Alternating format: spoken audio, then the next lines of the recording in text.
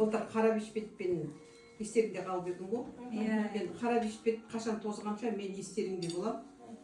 Жұмыстан да Ақтөбеден де кетейін деп жатырмын ғой. Бұйырса Алла амандық берсе, осы денім сау, осы әдемі тұрған кезде жақсы жеттім. Зейнеткерлікке өмірге өкпем жоқ. Сендерді артық өкпелеткен немесе басқа жағдай болған болса кешірім сұраймын. Мүмкін кездесу күні қоштасуға тұрады ғой. Бірақ әйтеуір менің бір сыйлығым сендердің көңілдеріңнен шығып, мені естеріңе алып жақсылап киіп жүрсе деген ниет, басқа ештеңе жоқ. Пенсиямнан зейнеткерлігіне сендерге бір менің атымнан үлкен сыйым бар. Соны тапсырамын.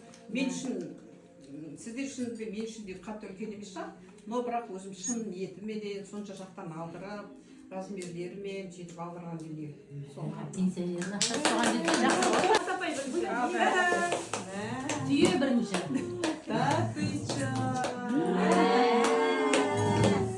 Біздің кафедраға жұт қызға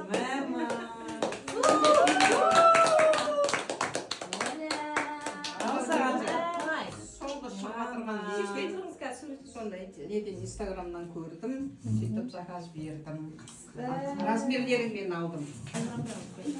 Бес олғасын маған Сен бір соңғы мода ғой, мода өзгереді ғой. Өзіме мағаны. Қыздар жұмысқа киеміз. Супер. Әлі күшті жұмсады екен саған. Гүлнарға өзінің түсі ғомдау. Әлі байсың деген түсі? Артық амасы күшті. Бәрі өзгеше екен. Енді кит барыңыздар жұмысқа. Сонда мен өзім білмеймін. Атын қалай білген? Жақсы Күшті екен. Ішіне шамал қалыңдау кесіңдер, тойларға кесіңдер. Осы кезге күшті екен. Аналарға 46 размер деймін. Өзі 46. Ашып отқан